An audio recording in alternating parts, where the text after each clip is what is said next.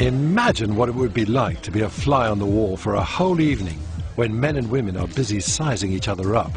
You could study all the unspoken exchanges between them, every nervous glance, every flirtatious gesture, every tell they needed to exchange for a love affair to get started. That's exactly what I'll be doing tonight. I'm hosting a unique party. It could be any bar, any club, any Saturday night, but it's not.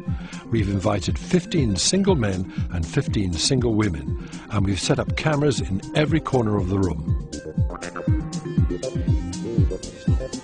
We'll be watching out for all the little telltale signs they send to people they fancy and the people they don't. I'm going to scrutinize what happens between my 30 guests over the next 4 hours. Being in a bar may never feel the same again. Welcome to the Love Lab. A bit grooving, moving, see what happens. I got on with him really well. Well, she's not the most friendly. Not more. I don't normally use chat lines and things like that because it doesn't really work. Did you do anything to encourage it? No. But I have actually got a chat line book. It's always the way, isn't it, though? You know, he'd probably be a friend. Yeah, we've got on very well. We seem to be at the same sort of level. Beggars can't be choosers, really, you know what I mean?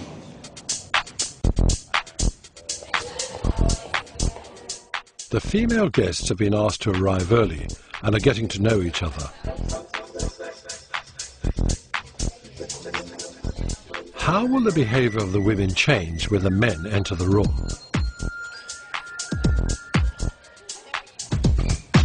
As the men start to arrive, we see them flicking their hair.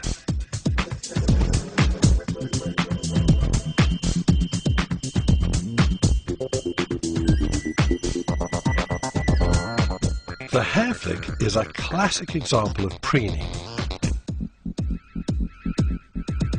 Preening helps a girl in several ways. First, she's showing her crowning glory, a soft, bouncy, youthful feature she's proud of. Then she's telling the man she's noticed him. She's saying, "Look at my hair and look at me."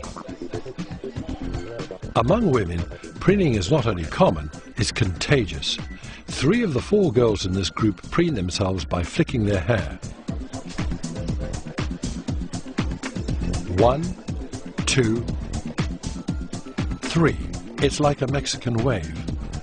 In a competitive environment, all the girls want to make sure that they're looking their best.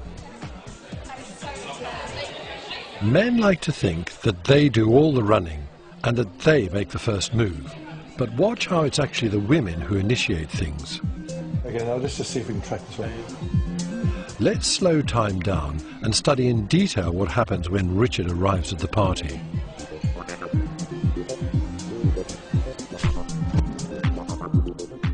From the moment that Kate spots Richard, she doesn't stop staring. He notices this and looks back at her.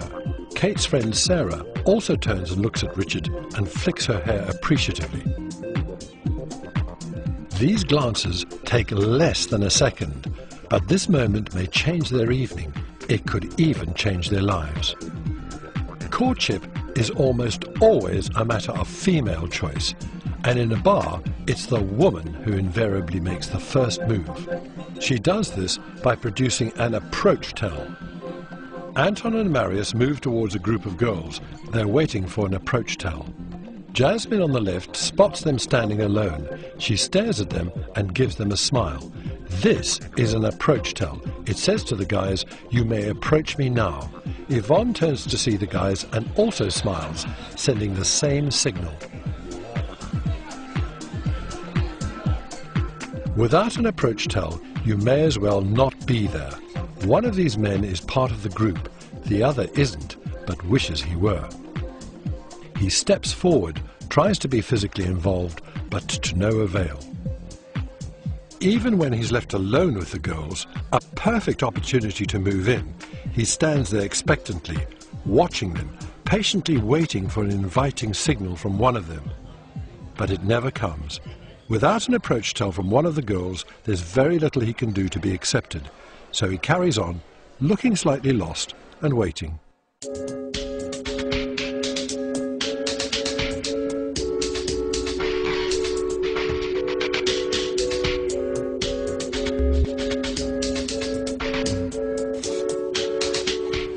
Kate and Sarah are still talking to Richard.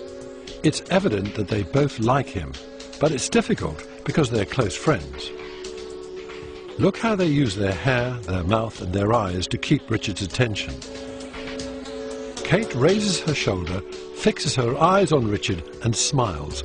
This is a coquettish gesture and it's designed to grab his attention. As soon as Kate becomes flirtatious, Sarah averts her eyes and withdraws.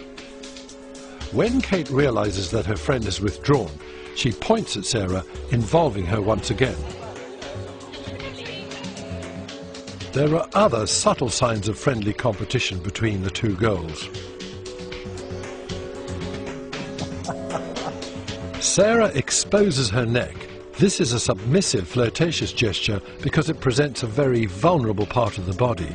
It says, "Look, I'm not a threat. I trust you not to harm me."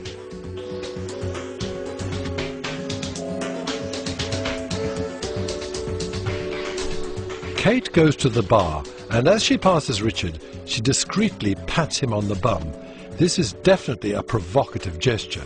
It's below the belt, and it's very early in the encounter. It says to Richard, "Don't forget me, I'll be back." We can see that Kate has managed to arouse Richard, because while she's away, he's constantly looking out for her.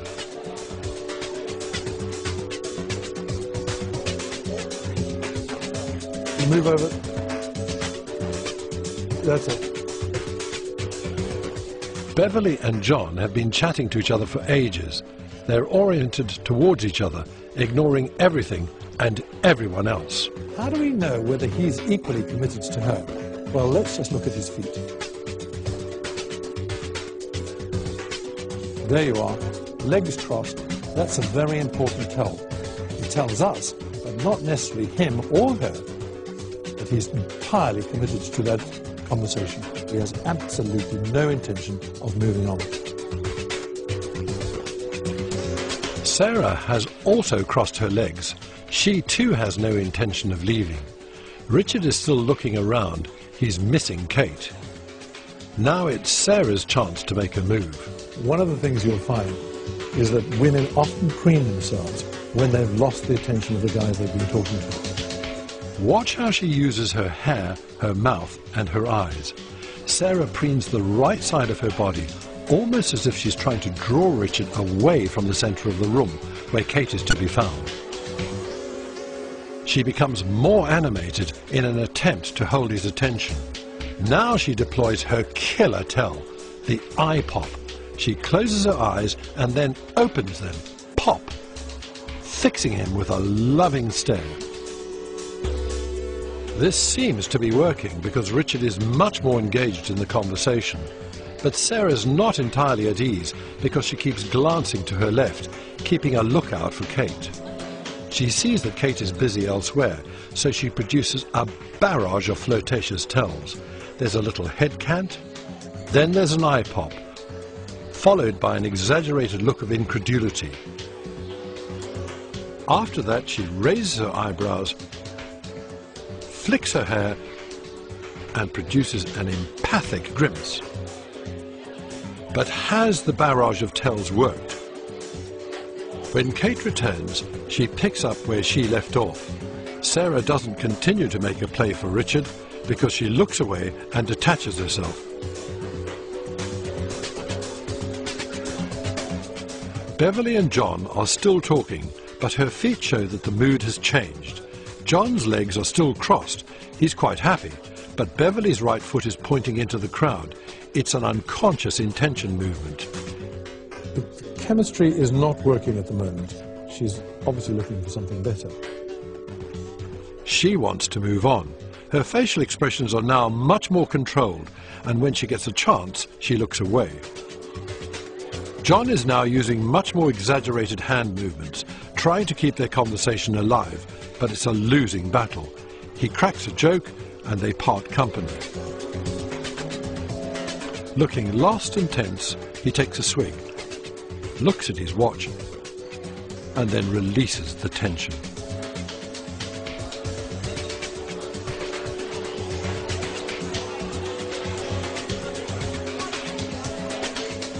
Anton is bored and looking round the room. Now it's his turn to move on, and he knows exactly where he's going. Kate is the target. He shakes only her hand and secures a hug. Kate turns her body towards Richard and Sarah when she puts her arm around Anton. She's reducing the intimacy of the hug and showing the others what she's doing. She's making it look friendly and nothing more. She pats Anton on the back just before the two of them let go. Pats like these pretend to be a gesture of affection, but they're not. They are a release signal. They tell the other person that it's time to let go. Richard, Kate and Sarah have spent a lot of time together. The tells show that Richard is interested in Kate.